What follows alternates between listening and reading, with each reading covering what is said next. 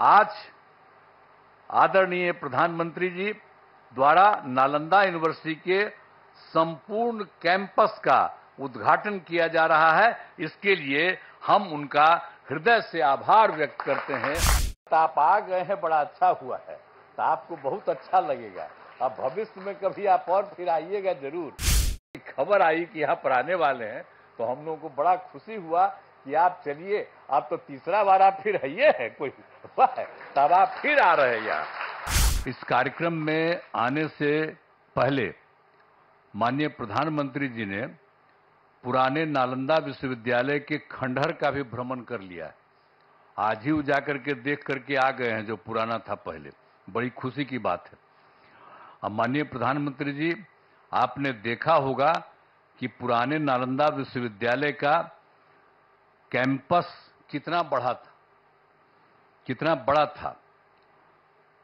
अभी तक पुराने विश्वविद्यालय की कुछ ही खुदाई हुई है।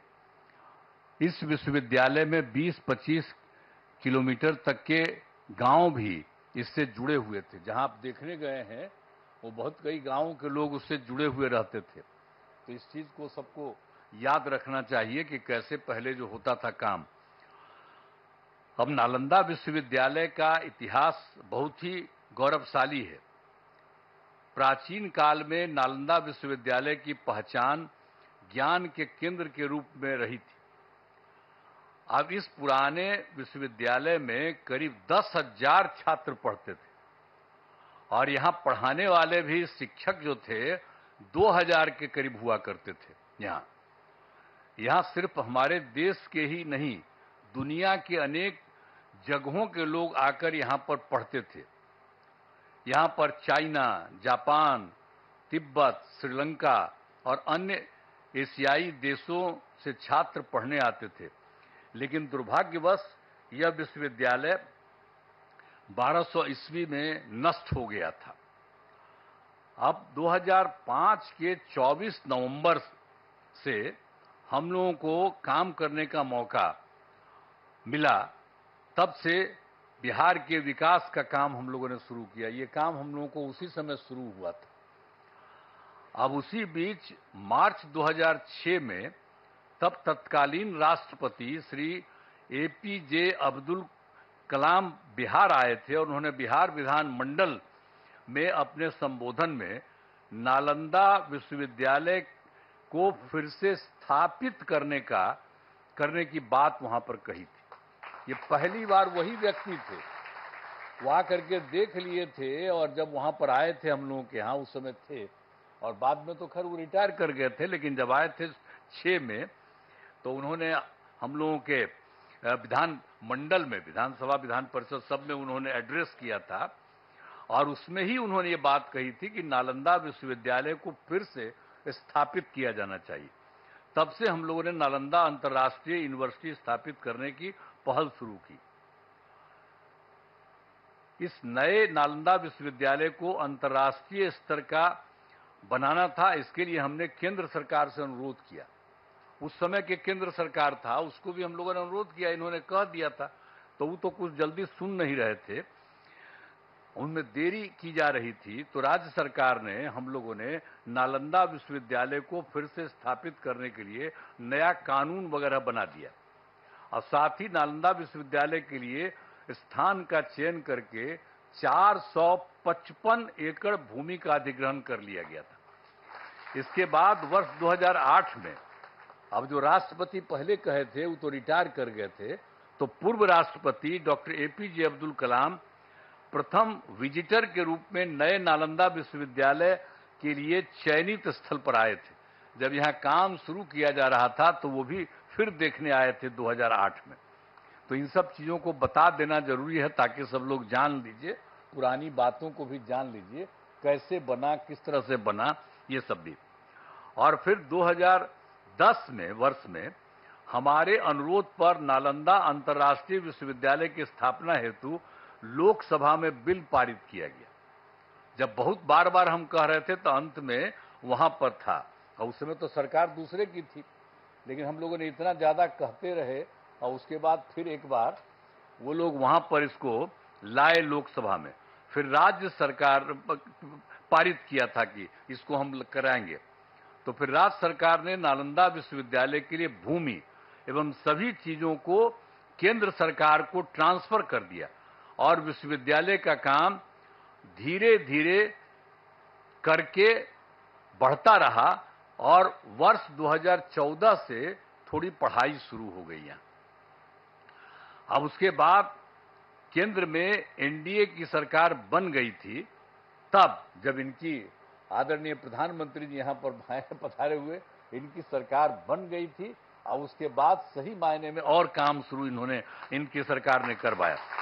2016 में इस नए विश्वविद्यालय के भवनों का तत्कालीन राष्ट्रपति प्रणब मुखर्जी जी, इनकी सरकार थी उसमें प्रणब मुखर्जी जी राष्ट्रपति थे, तो वहां गए थे, वहीं के ऑर्डर के बाद वहां गए, प्रणब बाबू ने शिलान्यास किया यहां आकर के, उसको 2016 में शिलान्यास किए कि ये सब काम को ठीक से और बनना चाहिए, सब करके गए।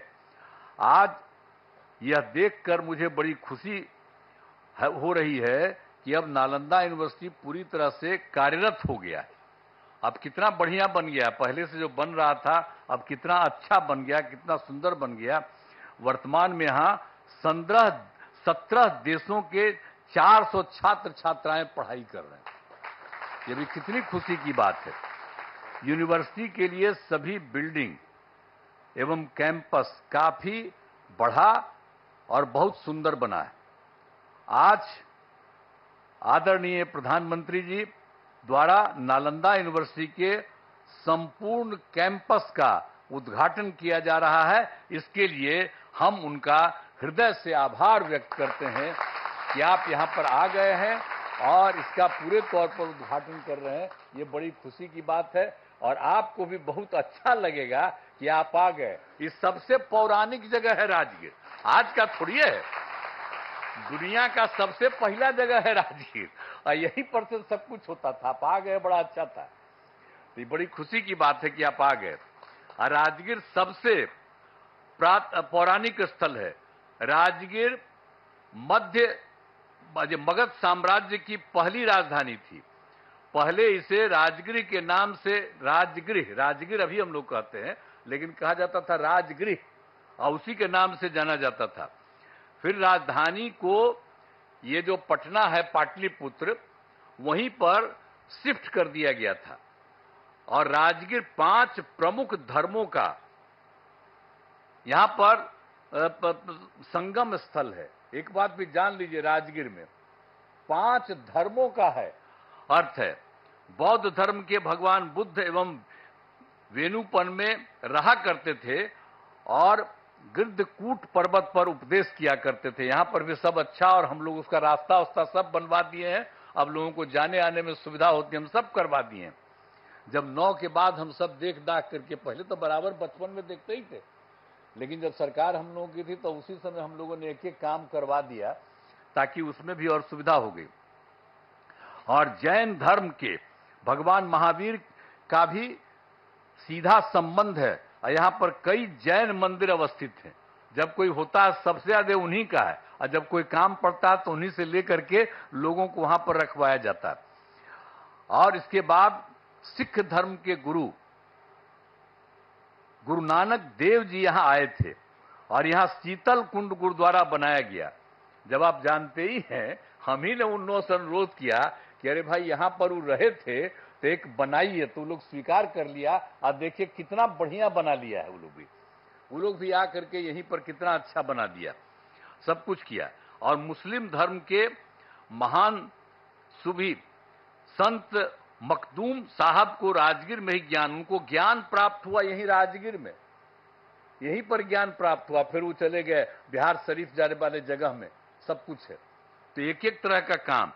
और हिंदू धर्म का जहां तक सवाल है, ये भी बहुत ज्यादा यहां पर हिंदू धर्म का है। मलमास मेला का आयोजन हर तीसरे वर्ष किया जाता है। और जब ये तीसरे वर्ष किया जाता है तो लोग मानते हैं कि मलमास के दौरान 33 करोड़ हिंदू देवी देवता सब यहीं रहते हैं। ये एकदम मान्यता है कि सब लोग यहीं पर रहते हैं। अरे कोई देख थोड़ी ना सकता है उनको, लेकिन ये मानता है। और कितनी बड़ी भीड़ होती है। और आप जानते ही हैं 2023 में हम लोग तो लगातार कह रहे थे, और 2023 में इस बार पिछली बार और ज्यादा कोशिश किए, तो आप जानते हैं 3 करोड़ से अधिक लोग यहां पर आए थे। ये जो है मलमास मेला का आयोजन, तो एक एक तरह से काम किया गया है। यहां गर्म पानी के कुंड हैं, यहां बड़ी संख्या में लोग स्नान और पूजा पाठ करने के लिए आते हैं। पहाड़ों पर भगवान बुद्ध एवं महावीर जैन से जुड़े स्थानों के लिए रास्ते बनाए जाते हैं। तो जो गर्म